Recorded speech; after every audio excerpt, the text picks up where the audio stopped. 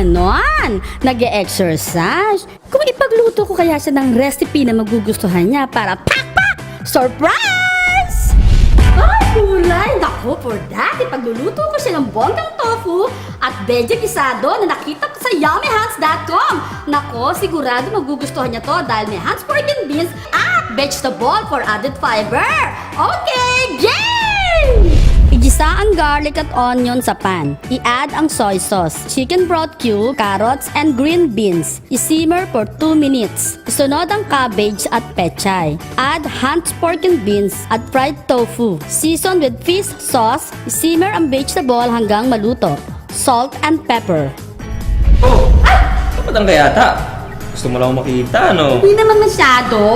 Eto, ipinagluto kita na masarap Uy. na pagkain. Dahil alam kong pagod na pagod ka sa pag-workout mo. O, diba? Masarap? Tofu and Hans pork and beans. What a great combination. But of course, parang Mama Hans and Hunter, o diba, appear. O, alam niyo ba na ang Hans pork and beans ay pwedeng ihalo sa iba't ibang ingredients para lalo pang lumevel up ang sarap ng ulam natin. For more recipes, check yummyhunts.com and facebook.com/yummyhunts. Try our Hunts Pork and Beans 10 peso pouch or our new More Meat pouch. Yummy!